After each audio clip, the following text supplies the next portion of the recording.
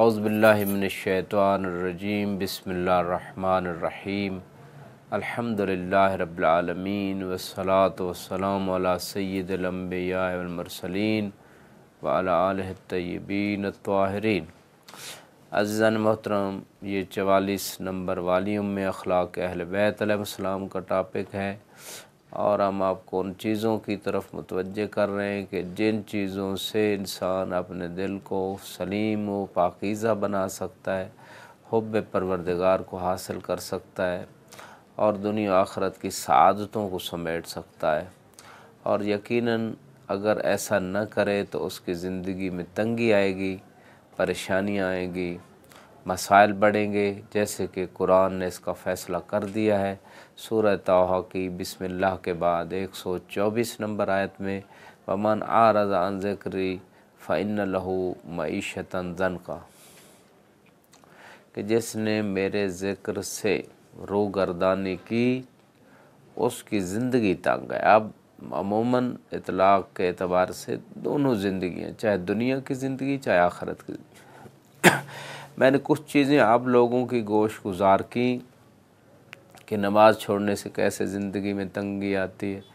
روزہ چھوڑنے سے، حج، زکوٰۃ، خمس، سب چیزوں کو انجام نہ دینے سے دنیا و آخرت کیسے خراب ہوتی ہے اور پریشان ہوتی ہے، اسی طرح اگر ان کو انجام دیا جائے تو کیسے انسان کامیاب ہو جاتا ہے۔ اور اس کے بعد جو ہے فلسفہ جہاد ہے۔ دیکھیں، جہاد جو ہے اس کی دو قسمیں، ایک ابتدائی ہے، ایک دفاعی ہے۔ ابتدائی میں امام علیہ السلام، نبی علیہ السلام یا مجتہد جامع شرائط کی اجازت ضروری ہوتی ہے، وہ کسی کے اوپر چڑھائی نہیں کی جا سکتی۔ لیکن اگر دفاع آپ کے اوپر حملہ کی کوئی پلان بنا رہا ہے، حملہ کر رہا ہے، کرنا چاہتا ہے، کر چکا ہے، تو ایسی تمام سچویشنز میں آپ سب کو حق ہے، ہر انسان کو، کہ وہ عقل اور شریعت کی روشنی میں وہ اپنا دفاع کرے، اپنے ملک کا، اپنے اسلام کا، اسی طرح جو ہے اپنے مال کا، اپنی عزت کا، اپنے شرف کا، ہر اعتبار سے دفاع کرنا جو ہے وہ سٹیپ بائی سٹیپ ہے قانونی اعتبار سے۔ اس کے علاوہ جو ہے اگر ایسا فائدہ نہیں مرتب ہوتا دوسرے طریقے استعمال، تو جہاد جو ہے اس سے اسلام کو عزت نصیب ہوئی، اس سے اسلام کو ترقی نصیب ہوئی، اس سے اسلام کے پیروکاروں کے لیے ایک دفاع کا ذریعہ مہیا ہو گیا۔ کہ جب ڈاکٹر اقبال نے بھی اس بات کی حقیقت کو بیان کیا ہے، تجھ کو بتاؤں تقدیر امم کیا ہے، طاؤس و رباب اول شمشیر و سنا اول طاؤس و رباب آخر، کہ امتوں کی تقدیر کس چیز میں ہے؟ دو چیزوں میں، کہ شروع میں ان کے اندر جہاد کا جذبہ ہوتا ہے، وہ جہاد کرتے ہیں، اپنا دفاع کرتے ہیں، اور اس سے ان کو ترقی ملتی ہے، عزت ملتی ہے، کمال ملتا ہے، دنیا و آخرت کی کامیابیاں ملتی ہیں۔ اور جو ہے اس کے بالعکس جب وہ گانے بجانے اور لہو میں مشغول ہو جاتے ہیں، محنت چھوڑ دیتے ہیں، جہاد سے منہ پھیر لیتے ہیں، تو ایسی قومیں برباد ہو جاتی ہیں، ختم ہو جاتی ہیں، تباہ ہو جاتی ہیں، زندگی ان کی پریشان ہو جاتی ہے۔ حالانکہ ہماری سوسائٹی میں ایک رانگ کنسیپٹ موجود ہے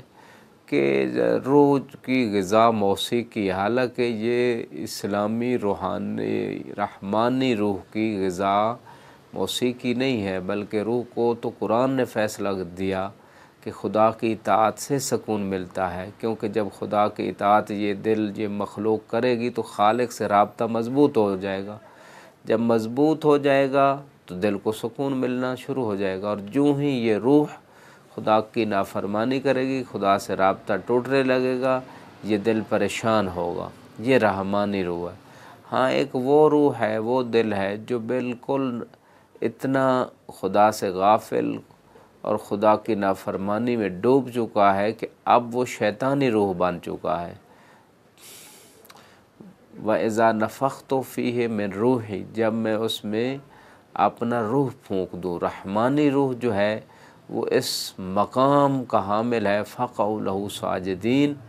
کہ فرشتوں کو جو معصوم ہیں ان کو حکم ہوتا ہے کہ اس عظیم روح جو رحمانی روح ہے اس کی اس عظمت کی وجہ سے اسے سجدہ تعظیمی کیا جائے۔ عبودیت خدا کی ہے لیکن فرشتوں کو یوں حکم ہوا۔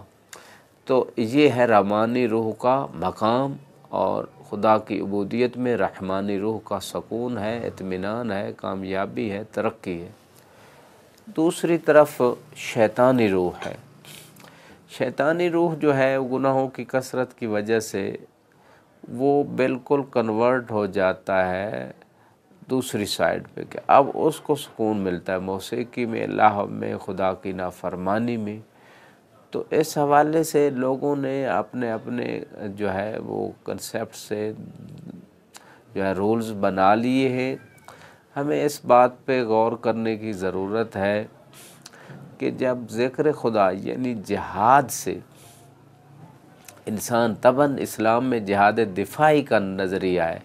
نہ کہ جو آج کل کے دور میں دہشت گردی کو جہاد کا نام دے دیا گیا، خود مسلمانوں کے اوپر تلوار اٹھا لی گئی، غیر مسلم طاقتوں نے ان کو استعمال کیا، اور جو ہے اس طریقے سے یہ اس کو جہاد نہیں کہتے، یہ اس کو فتنہ و فساد کہتے ہیں۔ اور قرآن نے کہا الفتنہ اکبر من القتل، کہ فتنہ قتل سے بڑا گناہ ہے۔ دوسرے ملکوں پہ جا کے حملہ کر دینا، اسلام میں اس کا کوئی کنسیپٹ نہیں، دوسرے اور وہ بھی اسلامی ملکوں کے اوپر۔ لہٰذا جو ہے جہاد کا جو صحیح کنسیپٹ اور جو ہے وہ تھیم موجود ہے وہ یہ ہے کہ انسان دفاع کے مقام پہ، جہاد بے نفس ہو یا جہاد بے سیف ہو، دفاع کرے اپنے ملک و مذہب و ملت و اور اپنی عزت و ناموس کا،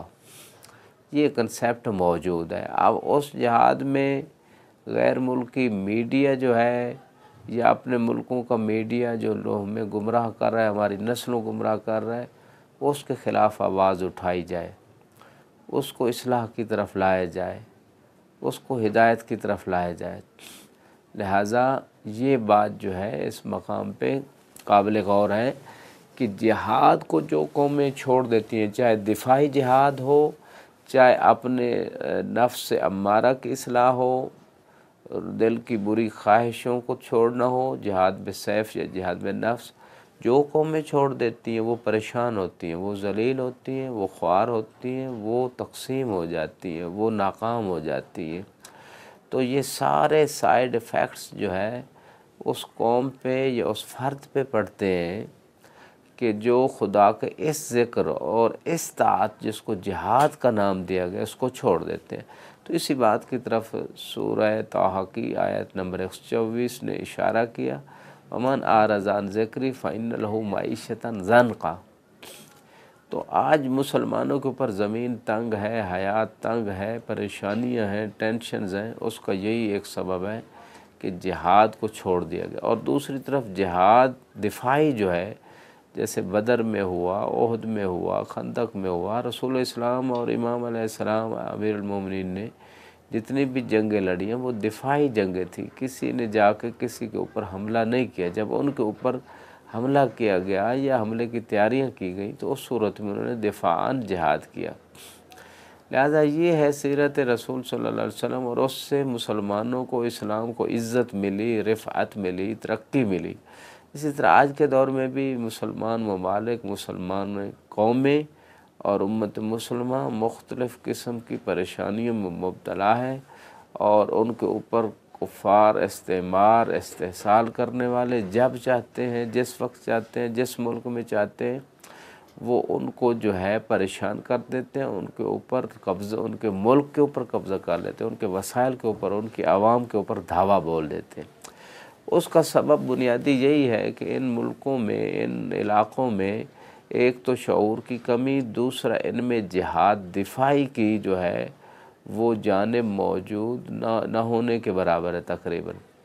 تو اس جہاد دفاعی کا جذبہ نہ ہونا اور صحیح رہبروں کا نہ ہونا، یعنی بے معنی جو لوگ جن لوگوں کے ہاتھ میں ان ملکوں کے کنٹرول ہیں، ان کے اندر وہ جذبہ جہاد کا نہ ہونا دفاع کے مقام پہ، تو لہٰذا اس وجہ سے امتیں اور قوموں کو ذلیل کیا جا رہا ہے۔ یہ بات اس مقام پہ بالکل کلیئر ہو گئی۔ اس کے بعد اگر ہم غور کریں خدا کے ذکر سے کیسے کون سے موارد ہیں جو انسان منہ پھیرتا ہے تو طبعاً جو ہے اس کی زندگی میں تنگی آنا شروع ہو جاتی ہے۔ انہیں موارد میں سے ایک ہے تولا اور تبرہ، یعنی اللہ رسول اہل بیت اور ان کے چاہنے والوں سے مودت، اور اللہ رسول اہل بیت اور ان کے چاہنے والوں کو دشمنوں سے بیزاری، دلی اعتبار سے، عملی اعتبار سے۔ یہ جو ہے یہ بھی ایک ایسا ذکر خدا ہے، ایسی طاعت خدا ہے، اگر اس کو انجام نہ دیا جائے تو زندگیوں میں پریشانی آنا شروع ہو جاتی ہیں، ناکامی آنا شروع ہو جاتی ہے، اعمال قبول نہیں ہوتے محبت اہل بیت کے بغیر، اور دنیا و آخرت کی زندگی جو ہے وہ ناکامیوں کی طرف چل پڑتی ہے۔ وآخر دعوانا الحمدللہ رب العالمین، والسلام علیکم ورحمۃ اللہ وبرکاتہ۔